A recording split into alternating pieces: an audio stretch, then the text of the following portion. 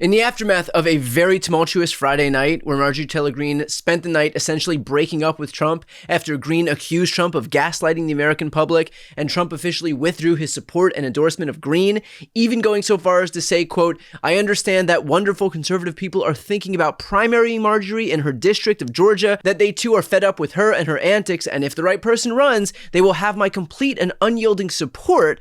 Greene took to Twitter again today with a new development. Quote, "I am now being contacted by private security firms with warnings for my safety as a hotbed of threats against me are being fueled and egged on by the most powerful man in the world, the man I supported and helped get elected. Aggressive rhetoric attacking me has historically led to death threats and multiple convictions of men who were radicalized by the same type of rhetoric being directed at me right now, this time by the President of the United States. As a woman, I take threats from men seriously. I now have a small understanding of the fear and pressure the women who are victims of Jeffrey Epstein and his cabal must feel." Now, I have a few thoughts here. Some are in conflict with each other, but here's what I think.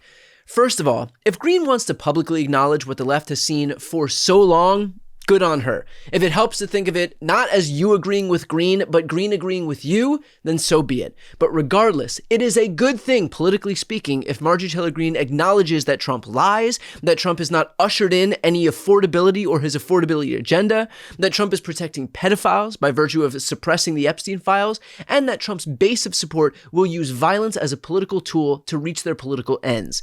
I don't think that political violence should ever be used by anyone of any political party, and wholeheartedly condemn every person of every political persuasion who does use it. As someone who, does political commentary for a living, I fucking hate that we are normalizing the use of political violence, of death threats in our discourse, and it makes politics worse for everyone and gets everybody farther away from their own goals. To that end, let's not pretend that Marjorie Taylor Greene herself didn't perpetuate the very system that she is now condemning. Here's a video that she released on January 5th. Just finished with our meetings here at the White House this afternoon. We had a great planning session for our January 6th objection. We aren't going to let this election be stolen by Joe Biden and the Democrats. President Trump won by a landslide. Call your House reps, call your senators from your states. We've got to make sure they're on board, and we already have a lot of people engaged. Okay, stay tuned. And of course, January 6th, 2001 was marked by a violent insurrection, exactly the kind of violence that everybody knew was going to take place. Trump himself said of January 6th, "Be there, will be wild." So while I sympathize with what Greene is going through now, let's not sit here and pretend that she didn't help foster the very system that's turning against her right now. Another point worth making: while Greene is a welcome, albeit bizarre, bedfellow to have at this moment, remember that she is self-interested and motivated by her desire to seek higher office for herself. Trump is no less of a liar now than he was over the last decade that he's been in politics.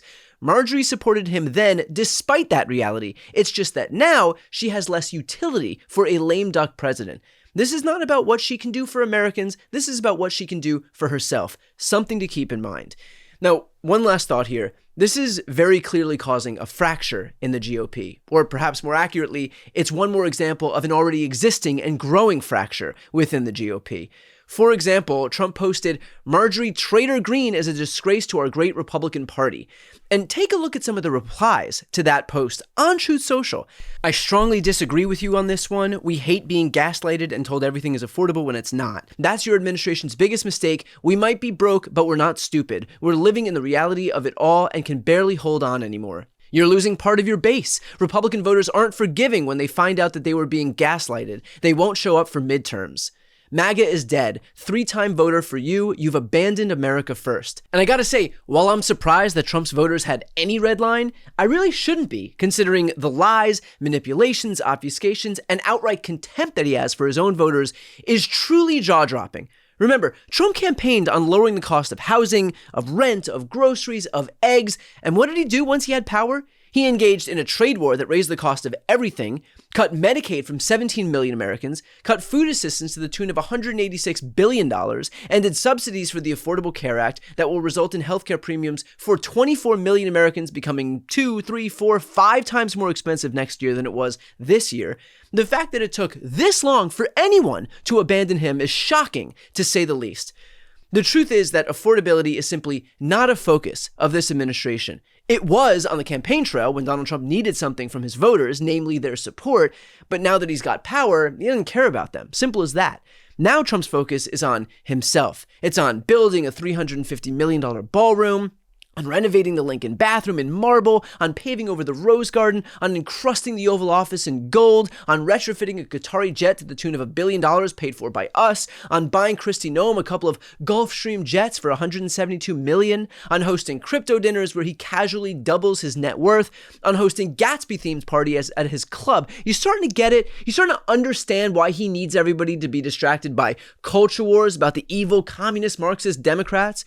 Because if his base wasn't distracted, they would be able to see that Donald Trump doesn't actually give a shit about them and is solely focused on himself. And of course, that wasn't the only red line as far as Trump is concerned. There's also the fact that Greene was one of 4 Republicans who signed on to the discharge petition that's going to force a vote on the Epstein files next week in the House. And despite Trump losing his fucking skull over the prospect of these files being released, that didn't stop Greene from signing on and condemning efforts to suppress the truth. Everyone that voted for Trump Vance, everyone was like, release the Epstein files. Right. This is not even an argument. It's not even debatable. It's not being a traitor to the president to sign my name on a Thomas Massie discharge petition to release the Epstein files. No. I am staying true to what we've always said. There needs to be transparency. We should be at work on our committees. We should be doing investigations. And you want to know something? We should be passing the discharge petition that Thomas Massie put in to release the Epstein files. Those are the things that we should be doing. And most of all, Tucker, we should be passing our appropriation bills to actually fund the government and fund important projects that taxpayer dollars, these people pay their taxes. This is how taxpayer dollars come back to your districts. We should be doing that, but no, we're not. In other words, Trump ran on releasing the Epstein files, but now that he won't deliver on it, he wants to gaslight the country into thinking that it's somehow a Democrat hoax, and he wants his loyalists to do the same. And because Greene refuses to treat her supporters like absolute fools in the same way that Trump does, that's it. She's cut off. So I hope Republican voters can see the con that they've been subjected to, not just at the hands of Trump, but every Republican official who has enabled him and emboldened him and lied on his behalf every step of the way. As Trump himself likes to say, "You knew damn well I was a snake before you took me in." Before you go, if you enjoyed this content and you want to see more and support independent media, please subscribe to this channel. The subscribe button will be right here on the screen. But second, the reality is that we are now in a political environment where this administration can lean on any of the social media platforms to suppress certain voices if they don't like critical coverage.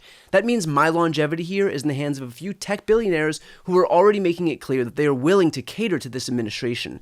To that end, signing up for my newsletter is a way for me to reach you directly if that ever becomes necessary. I'll put the link right here on the screen as well, so please sign up. It's free, but there's also an option to do a paid subscription if you'd like to support me and my team. I really appreciate it. Thanks so much for watching.